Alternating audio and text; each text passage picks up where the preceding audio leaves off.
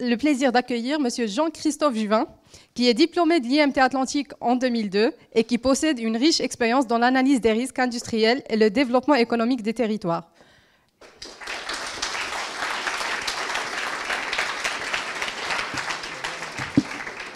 Il va maintenant donc nous apporter son éclairage sur ses missions spécifiques dans le cadre de la DREETS,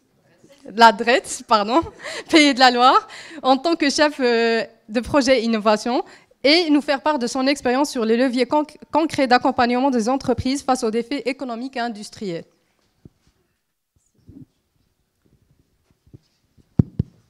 Hop là, normalement, ça devrait fonctionner. De le tenir trop bas, apparemment, ça fait des interférences, c'est pas très bien. Merci. Bonjour à tous. Il y a 20 ans, j'étais à votre place sur ces bancs-là, de cette école. Et j'imaginais pas que 20 ans après, j'interviendrais à la place des professeurs devant vous. Alors, oui, on a vu que en tant qu'ingénieur, on peut servir l'industrie, on peut servir la transformation industrielle, on peut servir les enjeux d'urgence climatique, de transition écologique, énergétique, numérique, bien sûr en devenant ingénieur dans une entreprise, que ce soit une PME, que ce soit un grand groupe, en devenant élu, pourquoi pas, ça marche aussi, et puis également en servant l'État, en servant la puissance publique, et en particulier la Direction générale des entreprises. C'est mon employeur, la Direction générale des entreprises. C'est une des grandes directions de Bercy. Donc Bercy, le ministère de l'économie, des finances et de la souveraineté numérique, dirigé par le ministre de l'économie. C'est plus Bruno Le Maire. Par Éric Lambert. L'ancien directeur de la Caisse des dépôts et consignations, Éric Lombard.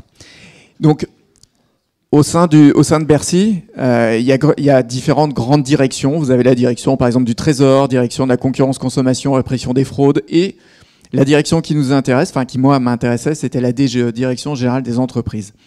C'est la direction de Bercy qui fixe la politique économique de la nation en faveur de la compétitivité de nos entreprises et de l'industrie de manière générale.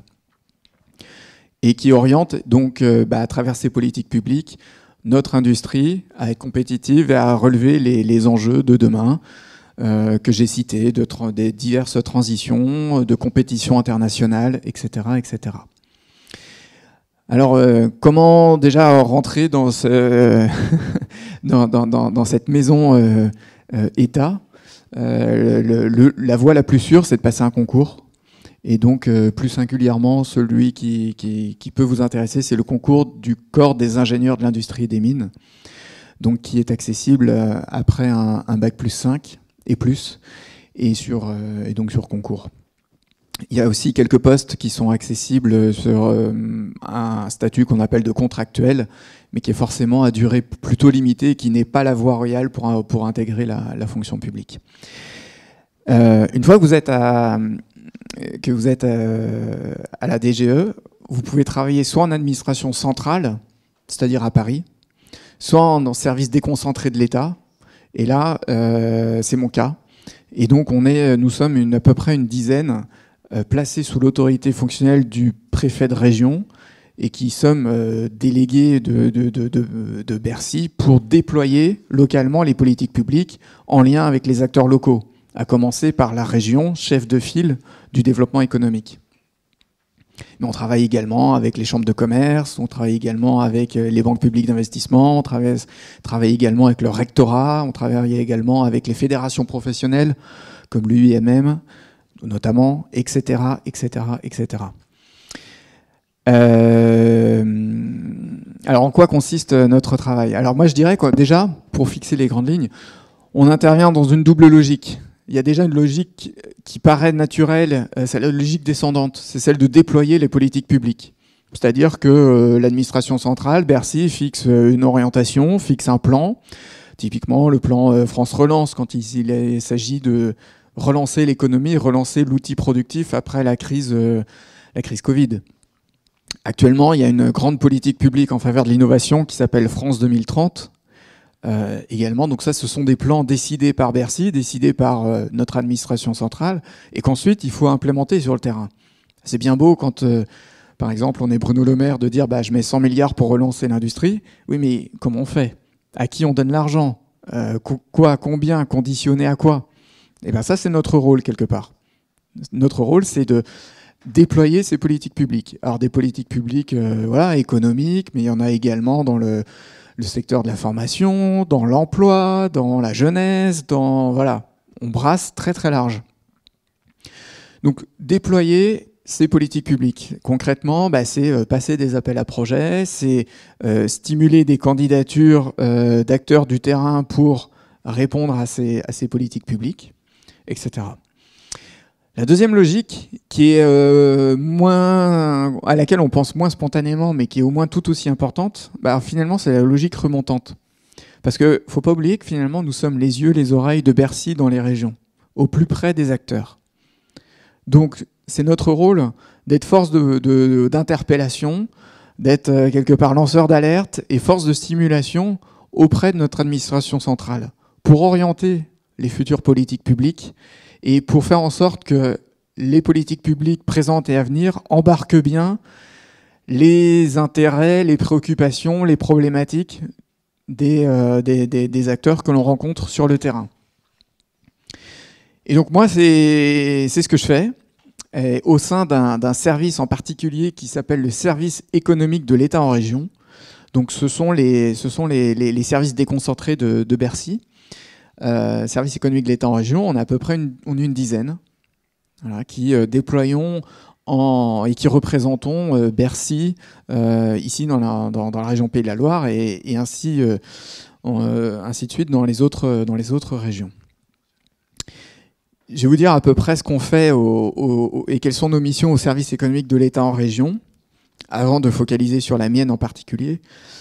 On a, j'allais dire, 4 grandes missions. Alors déjà, je ne sais pas comment je vais expliquer ça. Si, on est organisé de manière matricielle, avec des grandes verticales sectorielles, où j'ai un ingénieur responsable référent sur la filière aéronautique, un ingénieur responsable de la filière automobile, un ingénieur responsable de la filière agroalimentaire, santé, électronique, etc. sur 6 filières.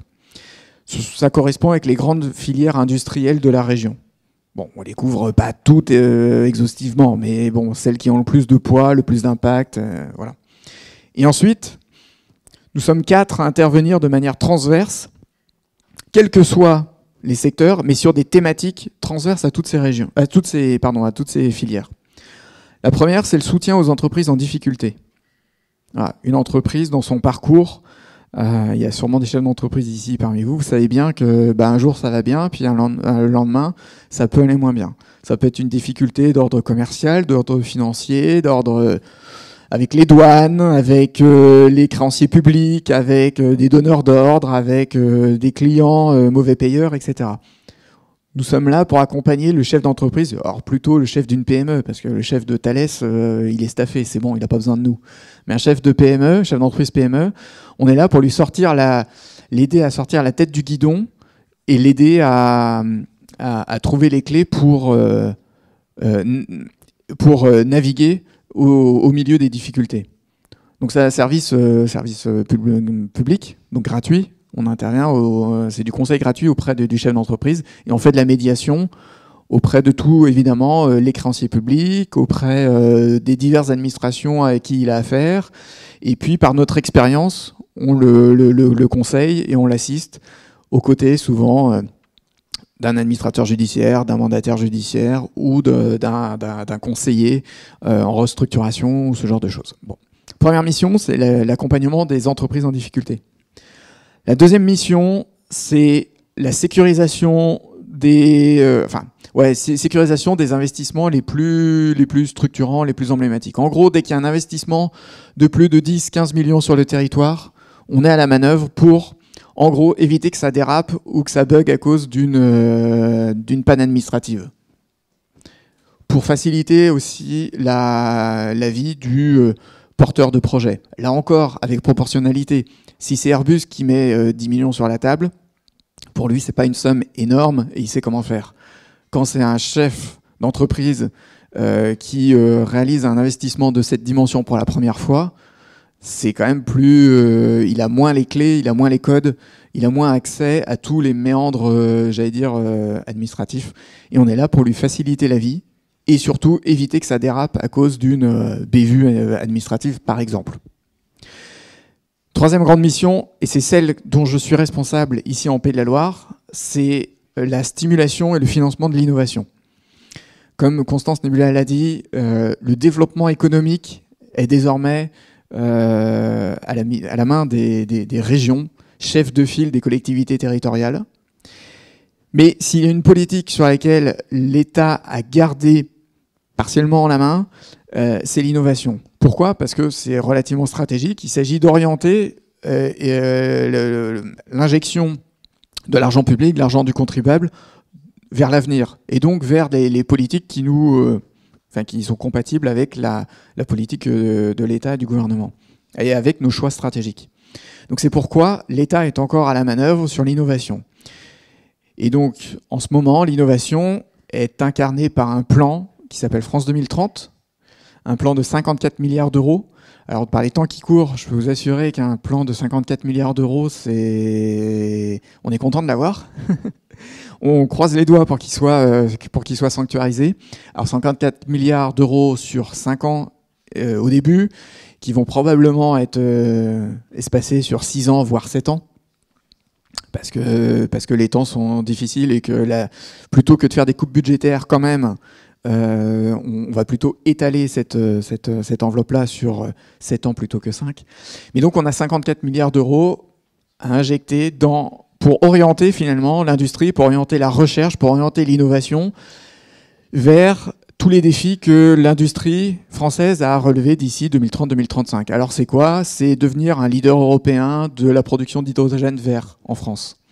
C'est rapatrier la production de 30 biomédicaments ici en France d'ici 2035. Donc regagner de la souveraineté en matière de santé, regagner de la souveraineté en matière alimentaire, être parmi les leaders des mobilités décarbonées, la décarbonation de l'industrie de manière générale. Et puis également participer aux conquêtes spatiales, l'exploration spatiale et l'exploration des grands fonds marins. Voilà, une dizaine de secteurs dans lesquels l'État dit c'est des domaines à côté desquels je ne veux pas passer à côté. Et donc maintenant, on arrête de s'éparpiller dans tous les domaines. Je sais pas, la production de t-shirts à bas coût, c'est bon, on laisse tomber, on sera jamais compétitif. Mais on assume qu'on laisse tomber. Par contre, il y a des secteurs à haute valeur ajoutée sur lesquels, vous, demain, vous avez un rôle à jouer en tant qu'ingénieur, en tant que futur, finalement, contributeur à l'économie nationale. Donc, on déploie, voilà, donc pour en revenir à ma mission, moi, c'est de déployer le plan France 2030 ici en région, et accompagner de manière plus générale tout l'écosystème d'innovation. Parce que les entreprises n'innovent pas seules, elles innovent parce qu'il y a tout un écosystème qui est mis à leur disposition. Cet écosystème, c'est l'écosystème d'à commencer par académique. Vous, ici, on finance en partie des écoles. On finance aussi des incubateurs. On finance des pôles de compétitivité. Alors, on n'est pas les seuls à financer. Quand je dis on finance, c'est pas nous exclusivement qui donnons l'intégralité du financement. Bien sûr, et même sur bien des domaines, le conseil régional parfois donne plus que nous. Mais c'est pour dire qu'on est là aussi pour apporter un financement à toutes ces structures-là qui aident et accompagnent les entreprises à innover. Les pôles de compétitivité, par exemple, on en a 4 ici qui ont leur siège en région Pays de la Loire. On a un pôle de compétitivité qui s'appelle EMC2 sur les techniques avancées de production. On en a un qui s'appelle VG Police Valley à Angers sur l'innovation variétale et végétale. On en a un sur les mobilités de manière générale qui s'appelle ID for Mobility. Et enfin, un autre sur les biotechnologies, autre filière extrêmement puissante ici en Pays de la Loire, et plus singulièrement en Loire-Atlantique à Nantes, qui s'appelle Atlampol Biothérapie. Voilà, ça fait partie des politiques publiques de l'État que de subvenir aux besoins de ces pôles de compétitivité et de s'assurer que ça soit des outils de déploiement des politiques publiques locales, des relais de déploiement des politiques. Donc ils accompagnent les entreprises vers la décarbonation de leurs procédés, de leurs produits, qui les accompagnent vers l'ouverture à l'Europe, qui les accompagnent vers la transition numérique et vers, de manière générale, la RSE, des comportements responsables et vertueux. Donc ça c'est mon métier. Donc vous l'avez compris, moi je dirige et je pilote cette mission de financement de l'innovation et donc transverse à tous les secteurs. Et puis je pourrais rentrer plus en détail en fonction de vos questions sur mes missions peut-être plus quotidiennes si c'est par exemple une de vos interrogations. Mais je termine par la 4e mission, grande mission qu'on assure au service économique de l'État. La mission de veiller à la préservation de notre souveraineté, de nos intérêts souverains, ce qu'on appelle l'intelligence économique. Et alors, c'est quoi ? Ici en France, et puis en Pays de la Loire, on développe des technologies qui peuvent intéresser d'autres nations et qu'on n'a pas forcément envie de voir partir. Et donc, nous, notre rôle, on n'est pas dans une économie totalement bloquée et dirigée, mais c'est de donner les clés de vigilance et de décision au chef d'entreprise dès lors qu'il est en proie potentielle ou avérée, en prise potentielle ou avérée avec un interlocuteur qu'on trouverait un peu trouble, un peu dangereux, un peu potentiellement mal intentionné. Donc là, on travaille avec les services de renseignement, on travaille avec tout un tas de services bien renseignés qui nous aident à éclairer le chef d'entreprise, le dirigeant, et à prévenir des décisions qui seraient malheureuses.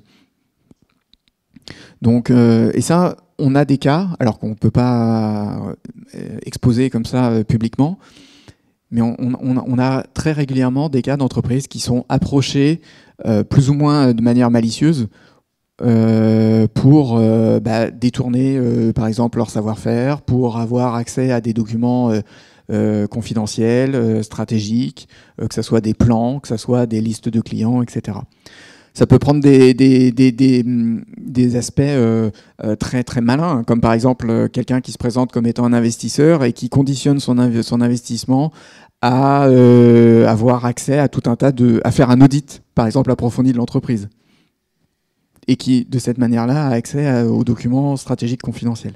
Donc nous on est là en tout cas pour prévenir ces actions-là, pour prévenir le chef d'entreprise et lui donner les clés d'action et les clés de décision. On est là également pour s'interposer quand parfois la loi interdit la transmission de certains documents.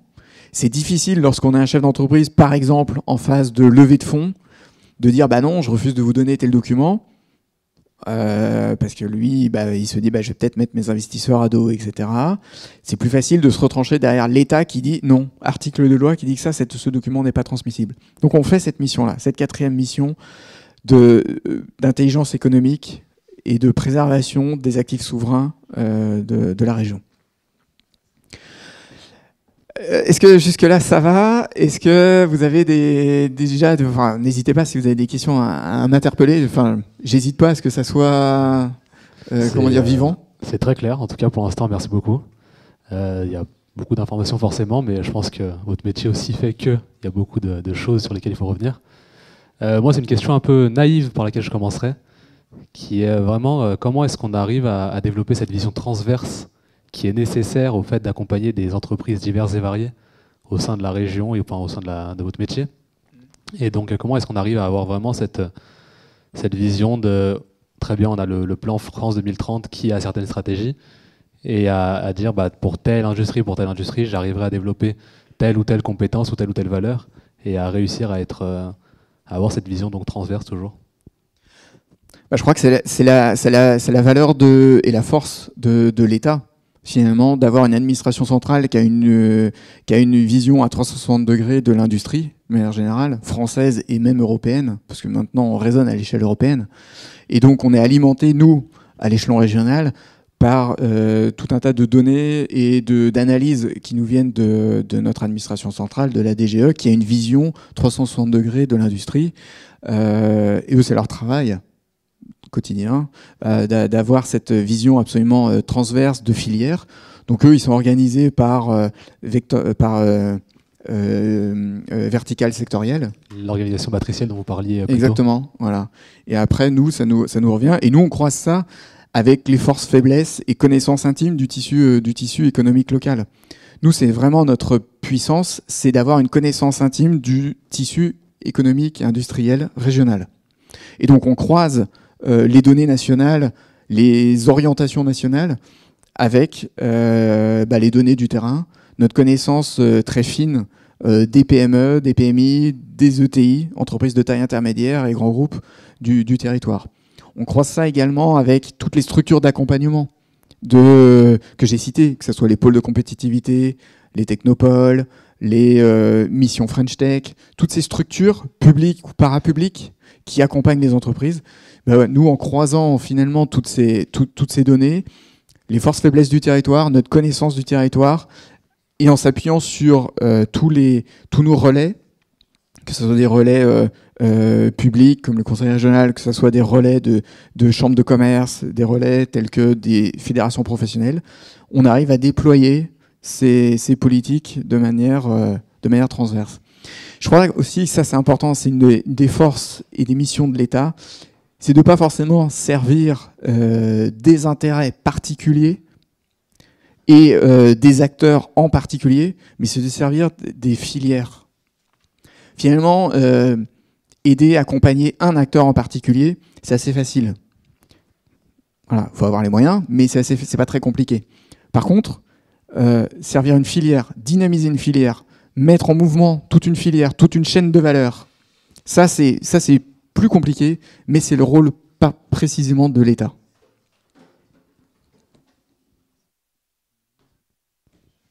Moi j'ai 3 questions en une. Vous avez parlé de financement de projets axés sur l'innovation. Et en fait, ma question concerne quelle est la procédure que vous suivez pour donner un financement. Donc, quelles sont les différentes étapes. Ensuite, est-ce qu'actuellement, il y a des sujets qui sont plus financés que d'autres? Et pour finir, est-ce que par rapport au positionnement de la France sur des thématiques comme l'IA, est-ce que les budgets ont gonflé ou est-ce qu'ils évoluent? C'est quoi les tendances globalement associées à cela? Alors, comment on donne l'argent? Très bonne question, je te remercie de la poser. La manière quand même assez générique de faire ça, c'est via ce qu'on appelle des appels à projets. Des appels à projets. Alors dans le privé, on connaît appel d'offres. Dans le public, c'est plutôt appel à projets. C'est quoi? C'est-à-dire alors déjà, l'État fixe des stratégies d'accélération. On fixe des domaines. On se dit, tiens, on va pas arroser tous les secteurs. On se dit qu'il y a des secteurs sur lesquels on veut mettre le paquet. Des secteurs sur lesquels on veut devenir un acteur de la transformation du monde d'aujourd'hui pour devenir un leader de demain. J'en ai cité quelques-uns. C'est la fabrication d'hydrogène vert, c'est la fabrication de biomédicaments, tout ce qui est santé de demain, santé personnalisée, santé numérique. Évidemment, tout ce qui est transition numérique à travers l'IA, à travers aussi la cybersécurité, à travers également la maîtrise des technologies quantiques. Ça va être la maîtrise aussi de notre souveraineté nucléaire à travers des réacteurs plus petits, plus modulaires. Ça peut être évidemment tout ce qui est de la mobilité décarbonée, qu'elle soit via le transport de fret sur la mer, mais également sur terre, évidemment, les véhicules terrestres, etc. Donc on a une dizaine de stratégies d'accélération. Au sein de chaque stratégie d'accélération, on la décompose sous forme, j'allais dire, de briques technologiques. On se dit, pour atteindre tel objectif, il faut d'abord qu'on maîtrise telle brique technologique, puis ensuite telle brique, puis ensuite telle brique. Et après, ça fait comme un Lego, quand on assemble toutes ces briques, et finalement, on a reconstitué toute la chaîne de valeur et de savoir-faire sur une filière. On passe des appels à projets pour chaque brique technologique. C'est-à-dire qu'on fait une sorte d'appel à la population en disant qui a un projet ambitieux, un projet de transformation absolument ambitieux sur tel domaine pour atteindre tel objectif. et les X meilleurs projets seront sélectionnés. Voilà, et seront financés de manière conséquente. Donc, le financement, principalement, c'est via une forme, j'allais dire, de concours, mais qu'on appelle appel à projet.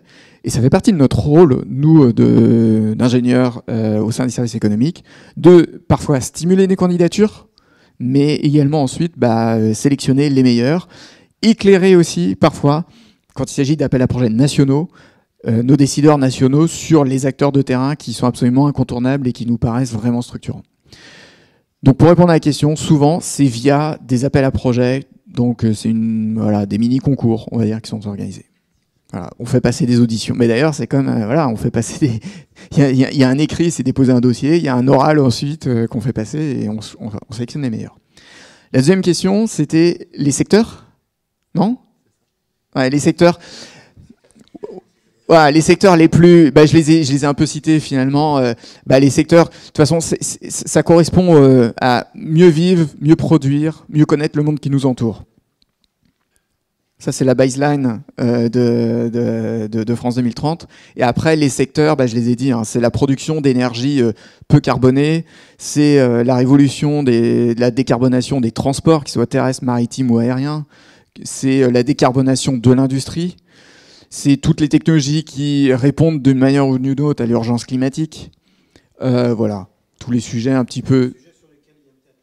Exactement, tous les sujets sur lesquels vous pourrez travailler. Les nouvelles sources d'énergie et la maîtrise optimisée de ces nouvelles sources d'énergie. Et puis des sujets un petit peu plus futuristes, mais sur lesquels il faut quand même s'atteler, comme par exemple la technologie quantique. D'ailleurs, pourquoi on s'intéresse à la technologie quantique ?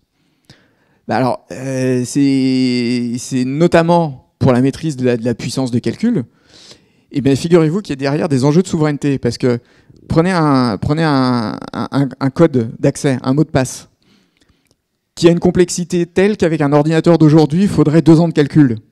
Demain, il faudrait 5 minutes avec un ordinateur quantique pour le casser. Donc on peut imaginer que des codes nucléaires, etc., qui actuellement sont inviolables avec les connaissances actuelles et avec les outils actuels, demain, on n'en a plus absolument la certitude qu'ils sont totalement inviolables. Donc c'est un enjeu absolument fondamental de ne pas être à la ramasse sur la technologie quantique, par exemple. Donc voilà, il y a une quinzaine de secteurs clés. Ça va du quantique, mais également à des sujets plus, moins futuristes, comme une agriculture plus saine, plus respectueuse de l'environnement. Là aussi, la substitution des pesticides de synthèse actuels par des molécules plus naturelles et plus respectueuses de l'environnement est un enjeu, là aussi, fondamental. Donc ça, c'est les secteurs. Et ensuite, la troisième question, portait sur l'évolution des budgets. Comment ? Sur l'IA ? Oui, donc c'était par rapport à l'évolution des budgets, et notamment, vu que la France se positionne fortement sur l'IA, est-ce qu'elle a gonflé les budgets pour répondre à son besoin associé à l'IA ? Alors, je vais dire de manière générale. De manière générale, on voit bien on va pas se le mentir. On est plutôt dans beaucoup de secteurs, il y a des réductions budgétaires. Hormis peut-être la défense en ce moment, depuis quelques temps. Là, il va y avoir plutôt au contraire des hausses de budget. Mais par chance, l'innovation est assez préservée. Et je vous le disais, le plan France 2030 de 54 milliards a été et est sanctuarisé. On n'a pas de réduction de budget sur l'innovation. Donc, autrement dit, les budgets qui étaient alloués au financement de l'innovation ne sont pas en régression actuellement. Simplement, ils vont être dépensés sur un petit peu plus longtemps que prévu. Alors que le plan était prévu pour 5 ans, finalement, il est prévu pour 7 ans. Ça peut être vu comme une forme de diminution déguisée. Mais faut quand même s'estimer heureux par rapport à d'autres politiques qui sont victimes de coupes assez conséquentes. Nous, on est assez préservés, on a cette chance-là. Plus singulièrement sur l'IA, le président de la République a fait une annonce, je crois que c'était combien, 109 milliards, non ? Ouais, d'investissements étrangers. Sur l'IA, non, l'IA fait partie des politiques publiques plutôt encouragées et notamment financièrement, avec des budgets conséquents. Alors, quand on parle de sommes comme ça, c'est des sommes aussi qui sont allouées, par exemple, pour le financement de laboratoires, pour le financement d'universités, de grandes écoles. Et une partie, ça c'est des sommes qui sont fléchées vers du financement de structures. Et puis une autre partie, ça va être pour financer des projets de recherche en particulier ou des projets menés par des entreprises ou des consortiums qu'on va aller chercher justement via ces appels à projets. Mais oui, pour en revenir à la question, l'IA, j'ai plus le chiffre en tête, mais c'est dans les 100 milliards d'euros qui sont mis sur la table pour accélérer les technologies en matière, enfin, la maîtrise de la technologie de l'IA et son appropriation par les PME. Ça aussi, c'est important d'aller jusqu'au bout de la chaîne. C'est-à-dire que c'est bien beau de financer des laboratoires, mais faire de la recherche pour la recherche, à la limite, très bien. Mais bon, si on est vu comme juste de la matière grise très appétissante par les Américains, on n'aura pas gagné grand-chose. Il faut aller au bout de la logique et également aller jusqu'à l'appropriation par les entreprises. Et c'est d'ailleurs pour ça que via l'Europe, etc., on peut financer des objets comme DIVA avec le Conseil régional et toutes ces initiatives qu'on cofinance parce que on trouve ça tout à fait pertinent et indispensable d'aller jusqu'au bout de la logique et d'aller jusqu'à l'appropriation par les acteurs de terrain de ces technologies dont on a financé la recherche un peu plus académique et fondamentale en amont. Merci beaucoup. On va continuer avec des questions du public. Donc on espère que vous en ayez. Hop là. Il y en a déjà. Tu vas ? Très bien. Je la poserai après si jamais il n'y a pas d'autres questions. Ou on discutera à la pause. Comment faire en sorte qu'il y ait une acquisition des technologies de l'IA françaises pour les petites entreprises françaises, sachant qu'on a un retard très grand comparé à la Chine ou aux États-Unis? Alors ça, c'est vrai que on va pas se mentir, c'est un vrai problème. Où alors, c'est un problème au début de coût d'accès. C'est un problème d'habitude. Parce que c'est plus facile et plus naturel pour une entreprise de prendre la suite Office, donc Microsoft, ou la suite Amazon Web Service, AWS, pour tout ce qui est de l'IA. Maintenant, on a des contre-exemples sur le territoire. On a Clever Cloud, là, ici à Nantes, qui développe des serveurs avec tout un tas de fonctionnalités absolument souverains. Il y a des initiatives, on a un petit peu de retard, je le concède, c'est vrai, mais on a des initiatives pour aller vers des clouds souverains européens, à l'échelle européenne. On a quelques acteurs comme OVH, plutôt dans le nord de la France, qui développent là aussi des clouds, des serveurs, des data centers français. Pour l'instant, on a du retard, donc effectivement, on est un petit peu plus cher et c'est moins ancré dans les habitudes d'aller vers ce genre de fournisseurs que les fournisseurs qui, par ailleurs, je dois le dire, ne respectent pas forcément toutes les règles de loyauté de la concurrence en vous fournissant par exemple la première année d'accès gratuit. Comme ça, tranquillement, tous vos collaborateurs prennent des habitudes et alimentent le système d'information américain en l'occurrence, et après, un an après, c'est hyper difficile de revenir en arrière. Et ça, par exemple, ils n'auraient pas le droit de le faire. Ils n'ont pas le droit de le faire. Simplement, ils ont une telle puissance et on est trop faible dans la concurrence pour les en empêcher. Alors donc pour répondre à la question, pour revenir à la question, oui, effectivement, nous, on ne fait qu'inciter à aller vers des technologies souveraines. On essaie de mettre en avant les propositions de valeur françaises ou européennes qui sont faites. Maintenant, on n'est pas dans une économie totalement dirigée et contrainte et on ne peut pas empêcher une entreprise d'aller vers... et on ne va pas jusqu'à, par exemple, diminuer les subventions ou diminuer notre accompagnement de l'État parce qu'elle utilise... Par contre, on va le mettre en garde. On va les mettre en garde.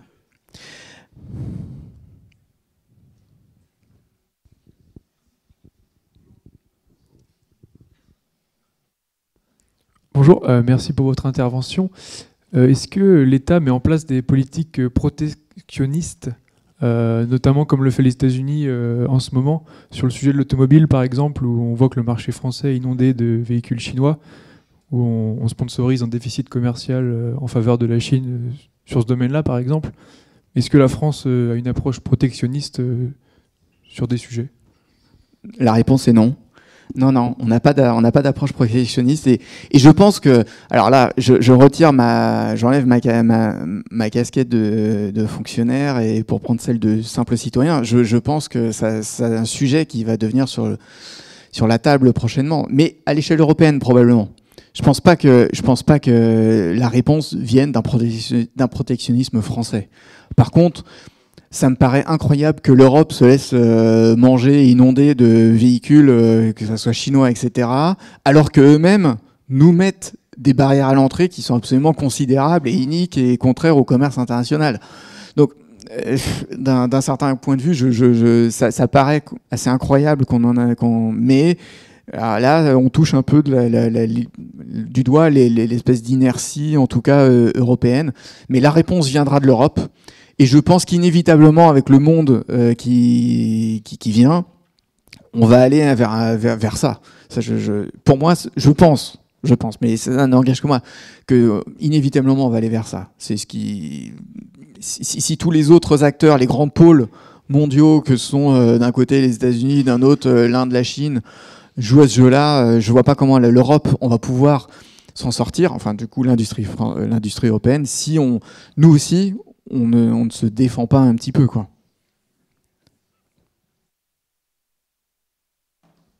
Oui. Ok. Vous avez été diplômé de l'IMT Atlantique il y a une vingtaine d'années. Est-ce que vous pouvez nous dire c'est quoi les compétences que vous avez appris là-bas qui vous sont encore utiles aujourd'hui ? Faut que je fasse attention, il y a le directeur devant moi là. Non, mais en fait, non, mais ce qui est fabuleux dans ce parcours-là, déjà, c'est deux choses. C'est la capacité d'apprendre à apprendre, en fait. On apprend à apprendre. Et puis, deuxièmement, c'est la curiosité intellectuelle qui est stimulée ici. Moi, j'ai envie de dire, vous avez la chance, dont probablement vous ne mesurez pas encore l'étendue maintenant, mais vous mesurez après, d'avoir accès à tellement de ressources, que ça soit des ressources expertes à travers les professeurs, les chercheurs qui sont là immédiatement sous vos yeux et disponibles, à travers le matériel, à travers les cours, à travers les stages qui vous sont proposés, à travers les intervenants de qualité. Je parle pas de moi, qui viennent régulièrement vous faire donner des cours, faire des interventions. Ça, voilà. Moi, j'ai envie de vous dire, mais mon message, c'est ouvrez grand vos chakras et soyez des éponges qui recueillez vraiment là tout ce que vous, toute la matière qui est devant vous, qui est immédiatement disponible. Et après, c'est ça qui nourrit après votre curiosité.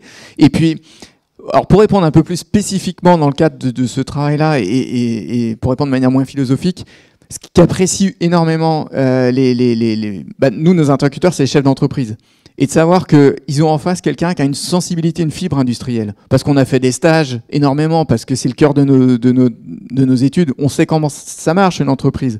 On a travaillé dans les entreprises. Moi, avant de faire un passage dans le public, j'ai fait un passage dans le privé. Donc là aussi, alors voilà, il ne s'agit pas de faire une compétition à qui connaît le mieux une entreprise, mais en tout cas, je sais à peu près, et j'ai cette curiosité, cette fibre, cette culture industrielle qui fait qu'un patron, quand il me parle, il sent que derrière, ça tilte, ça percute. Alors, bien évidemment, je connais pas par cœur son domaine. Bien évidemment, je connais beaucoup moins bien que lui son entreprise et j'ai pas la prétention de lui apprendre son métier. Mais en tout cas, il sent que j'ai cette curiosité et cette capacité à comprendre finalement ces enjeux et à m'y intéresser et à avoir cette quête d'y répondre.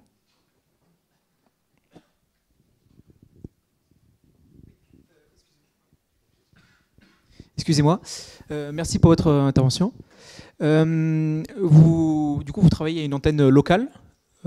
Est-ce que vous travaillez quand même avec d'autres antennes sur le reste de la France pour des projets qui sont justement au niveau français, voire même européen ? Absolument, absolument. Et c'est ça, et je dirais que c'est ça l'intérêt de l'État en région, c'est notre transversalité et c'est notre capacité de faire du lien avec d'autres territoires, d'autres coins de France, d'autres régions. Il y a des projets de recherche qui sont partenariaux, donc qui se font avec des consortiums, et on peut avoir une PME de Pays de la Loire qui travaille en consortium avec un laboratoire des Hauts-de-France et un grand groupe ou une ETI d'Auvergne-Rhône-Alpes. Et nous, on a cette capacité à faire du lien et de faire du maillage avec ces autres régions. Alors, je dis pas que par exemple, nos conseils régionaux, départements, etc. ne peuvent pas, mais c'est un peu moins naturel, c'est pas toujours aussi naturel, il peut y avoir d'autres barrières. Alors que nous, finalement, qui travaillons pour la machine France, j'allais dire de manière générale, on n'a absolument aucune barrière pour travailler avec nos collègues, et qu'un projet, finalement, si je raisonne jusqu'au bout du bout, qu'un projet se fasse ici à Nantes ou demain à Lyon, bon, bien évidemment, j'ai mon cœur de Nantais qui dit j'ai quand même envie que ça se fasse à Nantes. Mais au final, voilà, en tout cas, on supportera autant ce projet qui se fait à Lyon, quoi. Donc oui, on travaille en lien, on travaille en réseau, que ce soit pour des projets de développement d'une entreprise, que ce soit pour sauver une entreprise, que ce soit pour donner à une entreprise un projet de rachat, d'une opportunité de rachat qui se fait à l'autre bout de la France. Moi je travaille quasi quotidiennement avec des collègues des autres régions. Voilà. On se partage aussi des bonnes idées. Il y a des initiatives qui sont faites en Occitanie, en Occitanie, qui sont absolument super. Non mais prenons par exemple l'aéronautique. On a des groupes de travail avec Occitanie pour bien comprendre, pour mutualiser nos recherches, pour mutualiser nos travaux. Parce qu'ils ont également, nos entreprises travaillent naturellement avec des entreprises d'Occitanie. Donc nous aussi, services de l'État, on a tout intérêt à travailler ensemble. Je vous remercie, Monsieur Juvin, pour cette intervention.